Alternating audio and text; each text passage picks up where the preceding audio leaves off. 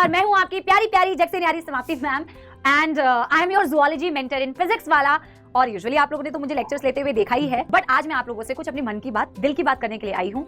जैसा कि नीट का जो एग्जाम डेट है वो आ चुका है, it is on 5th of May 2024 और इस अनाउंसमेंट के साथ में कई लोगों की दिल की धड़कनें तो बहुत ज्यादा बढ़ गई हैं और कई लोग बहुत खुश भी हैं कि चलो फाइनली जिस चीज की हम तैयारी कर रहे थे अब वो दिन आ चुका है मतलब वो दिन बस आने ही वाला है।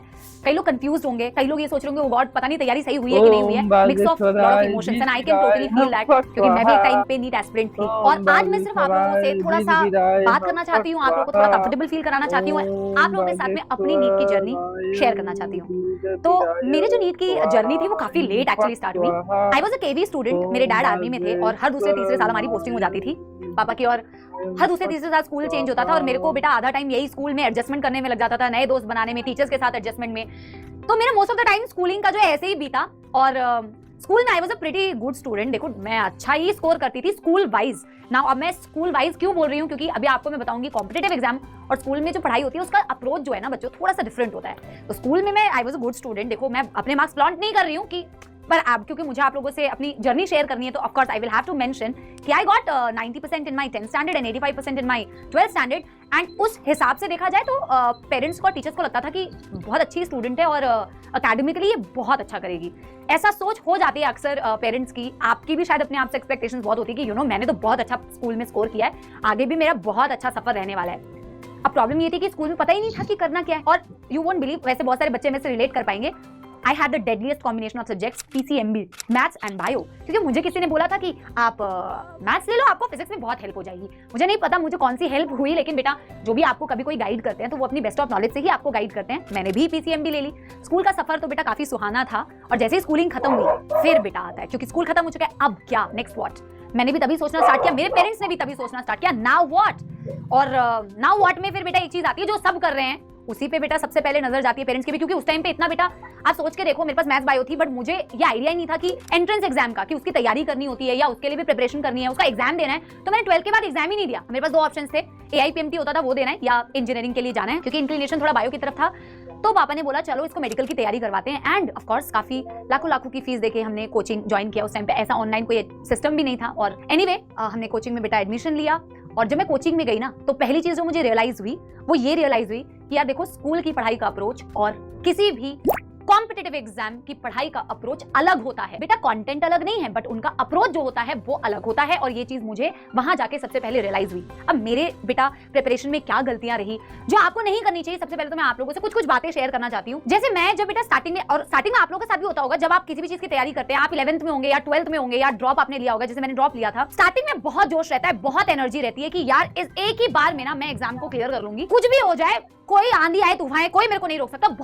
बहुत जोश रहता है, क्योंकि सिलेबस भी धीरे धीरे बेटा इतना लोड तो होता नहीं है, स्टार्टिंग में सब धीरे धीरे चलता है। और पता है मैंने क्या किया, मेरे को लग रहा था कि अभी तो इतना कम है, ये तो कितना ही है ना, मैं ये भी बुक पढ़ लेती हूँ, बायो में ये भी क्वेश्चन कर लेती हूँ, ये बुक भी लगा लेती हूँ, वो बुक भी लगा लेती हूँ। जो भी टीचर्स एक्स्ट्रा लिखते थे ना, जिसपे शायद मुझे ध्यान उतना नहीं देना चाहिए था, सब बेटा सब पढ़ लेती हूँ, मैं सब पढ़ लेती हूँ। मैं क्लास में हमेशा, अपनी क्लासेस में मैं हमेशा मेंशन करती हूँ क्या पढ़ना है, बहुत इंपॉर्टेंट है ये जानना, लेकिन उससे भी ज्यादा इंपॉर्टेंट है ये जानना कि क्या इररिलेवेंट है, जो आपके बिल्कुल काम का नहीं है, और वो पढ़ोगे तो टाइम वेस्ट करोगे, और टाइम वेस्ट करोगे तो जिन सब्जेक्ट्स को आपको टाइम देना चाहिए वो आप टाइम नहीं दे पाओगे, which was my biggest mistake, जो किसी को भी नहीं करनी चाहिए बच्चों। आपको पता है कि ये जो एग्जाम है वो, जैसे फॉर एग्जाम्पल मैं बताती हूँ कि बायो आज के डेट पे NCERT बेस्ड आती है, लेकिन उसको छोड़ के हम बेटा इधर उधर का सारा PhD करने में लगे रहते हैं और बेटा जो पढ़ना चाहिए वो नहीं पढ़ते हैं, which was my first biggest mistake. Number 2, जब पेपर होता था, पेपर मैं देती थी, हालांकि मैं सारे पेपर देती थी, बट जब मेरे से कोई क्वेश्चन गलत हो जाते थे, या जब मैं कोई क्वेश्चन बेटा लगा रही हूँ फिजिक्स केमिस्ट्री का और मेरे से नहीं लग रहा है, तो मेरा क्या बेटा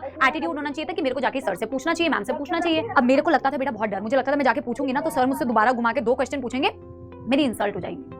बेटा ये कौन सी इंसल्ट है, मतलब मैंने इस अपनी इज्जत बचाने के चक्कर में पता नहीं मैंने अपना कितना बड़ा नुकसान किया। अगर आप कोई मिस्टेक्स करते हो और वो मिस्टेक्स के बाद बेटा आपको पता ही नहीं चलता कि उसका करेक्ट सोल्यूशन क्या है, तो बेटा आप ना पीछे होते जा रहे हो, which was another big mistakes. और इसके साथ शायद मैंने और भी कुछ गलतियां की होंगी, बट एक चीज जो मैं मानती हूँ कि मैंने किया, दैट वाज एफर्ट्स। मैंने मेहनत की बच्चों, लेकिन वही कहावत है ना यार कि मेहनत, अगर बेटा मेहनत करने का डायरेक्शन अगर सही ना हो और गधों वाली मेहनत कहते हैं ना, अगर वो करो बेटा तो आपका जो रिजल्ट होता है ना वो भी फ्रूटफुल नहीं आता है, और शायद ऐसा ही कुछ मेरे साथ हुआ। एनीवे, मैंने अपना पहला AIPMT दिया एंड मेरा सिलेक्शन नहीं हुआ। और जब आपका सिलेक्शन नहीं होता है ना बेटा, then there is no if and but, nobody is going to ask you anything. लोगों की बेटा आपके प्रति एक इमेज बन जाती है, और उन लोगों में सबसे पहले आते हैं आपके रिलेटिव्स।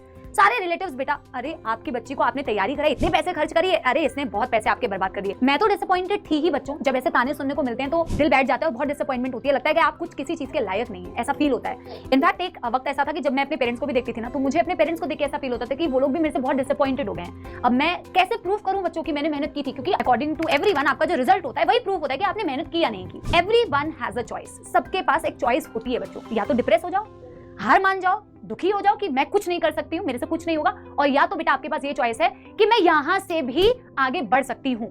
और एक बात बताऊं बच्चों, आपको ना उस जगह से उठा के आगे लेके जाने वाला एक ही इंसान है, वो है आप खुद। आप खुद अपने लिए बेटा वो चीज कर सकते हैं, nobody else is going to do that for you, कोई भी नहीं। और उसके बाद मैंने ये सोचा कि चलो मैं ग्रेजुएशन करूंगी, और मुझे जूलॉजी की तरफ थोड़ा ज्यादा इंक्लिनेशन था, तो मैंने सोचा कि मैं जूलॉजी में ऑनर्स कर लेती हूँ। पर जिस कॉलेज से मैं करना चाहती थी, क्योंकि माहौल ऐसा बेटा हो चुका था, स्थिति ऐसी थी कि ऑफ कोर्स मेरा एडमिशन वहां नहीं करा के जहां से मैंने ग्रेजुएशन करी, हालांकि मैं भी बहुत डिसअपॉइंटेड थी, मैं भी बहुत बेटा दुखी थी, लेकिन मैंने सोचा कि देखो मेरे पास यही ऑप्शन है और मुझे यहीं से बेटा करना है जो भी करना है। और जब मैं ये कहती हूँ ना स्टूडेंट्स को, जब भी मैं ये बात कहती हूँ, बेटा 100 लोग होते हैं, वैसे कुछ तो लोग कहेंगे, लोगों का काम है कहना, मुझे पता है, मेरे को भी कहते हैं लोग, जब मैं कहती हूँ ना कि यार आपकी की हुई मेहनत ना कभी काम आती है, तो कहते हैं अरे मैम बोलना बहुत आसान है, अरे मैम होता कुछ और है, बोलने वाली बात है। पर मेरे साथ ऐसा हुआ है, मुझे ऐसा लगता है कि मेरी ग्रेजुएशन की जर्नी जो थी वो काफी आसान हो गई। शायद जो मैंने मेहनत की थी ना अपने कोचिंग के टाइम पे, वो किसी को दिखा नहीं होगा, पर मेरी जो ग्रेजुएशन की जर्नी थी वो काफी इजी रही, may be because of all the efforts that I did way back. और आप मानोगे, मैंने वहां से बेटा अपनी मास्टर्स में का एंट्रेंस एग्जाम था BHU का, बनारस हिंदू यूनिवर्सिटी का, वो भी क्रैक किया। और सपना होता है हमारा कि हम BHU से पढ़े, मेरा भी था, और मैंने वहां से अपनी मास्टर्स कंप्लीट की, which was the first happy moment for me. और वहीं से मेरी बेटा प्लेसमेंट हुई। एक चीज जो मैं मानती हूँ, देखो गलतियां सब करते हैं, हम इंसान, हम सबके लाइफ में मिस्टेक्स होती है, जर्नी में मिस्टेक्स होती है, बट आज जब मैं सोचती हूँ कि एक चीज जो मैंने कभी करना नहीं छोड़ा, और आज के डेट में मैं जहां काम भी कर रही हूँ या कहीं पे मैंने बेटा काम भी किया ना, मैंने ईमानदारी के साथ में काम किया है। मैंने हमेशा बेटा, मैं आप विश्वास मानो, मैंने 100 नहीं, मैंने 200% दिया है। कोई भी काम जो मुझे दिया जाता है, मैं सोचती हूँ मुझे उसमें अच्छा करना है, मुझे उसमें जितनी जान लगानी है, मेहनत करनी है, मैं अपना 200% देके मेहनत करूंगी, उस चीज में कमी नहीं होनी चाहिए। क्योंकि देखो झूठ तो मैं मम्मी पापा से बोल सकती हूँ, टीचर से बोल सकती हूँ कि मैंने बहुत मेहनत की थी।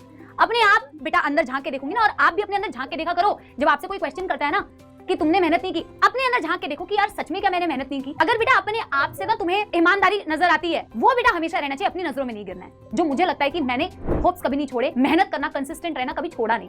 आज जब मैं देखती हूँ अपनी जर्नी को, तो मुझे लगता है वो सारा पेन ना, वो सारा कष्ट जो है ना, वो हट जाता है जब मैं अपने पेरेंट्स के चेहरे पर वो प्राउड फीलिंग, वो डिसअपॉइंटमेंट वाली फीलिंग थी एक टाइम पे, और आज जब मैं उनके फेस पे बेटा वो प्राउड फीलिंग देखती हूँ ना, दैट कि मैं उनकी डॉटर हूँ और they are proud of me, वो फीलिंग जब मुझे उनके चेहरे पे नजर आती है, तो मेरा वो सारा पेन जो है ना बेटा वो गायब हो जाता है। अब मैं बहुत सारा बेटा इमोशनल अपना इसे कंटिन्यू ना करते हुए मैं आपसे एक चीज कहना चाहती हूँ कि मेरी जर्नी से देखो आप क्या सीख सकते हो। सबकी जर्नी अलग अलग होती है बच्चों। आपको अगर कुछ सीखना चाहिए तो मुझे लगता है कि फेलियर्स आते हैं, अगर फेलियर आते हैं तो there is always an option कि डिप्रेस हो जाओ, रोते रहो, या वहां से अपना उठाओ और आगे बढ़ो। किसी भी बेटा there are a lot of exams that you are going in your life, बहुत सारे एग्जाम्स आप दोगे, और किसी भी एग्जाम के मार्क्स बेटा ये डिसाइड नहीं करते हैं कि आपका फ्यूचर सिक्योर होगा या नहीं होगा। क्या डिसाइड करता है आपका फ्यूचर सिक्योर होगा या नहीं होगा? वो है आपका बेटा एटीट्यूड। आपके फेलियर्स को डील करने का आपका एटीट्यूड ये डिसाइड करेगा कि आपका फ्यूचर कैसा होगा। अगर आप बेटा हताश हो जाते हैं, निराश हो जाते हैं, तो बेटा वो that is not the solution.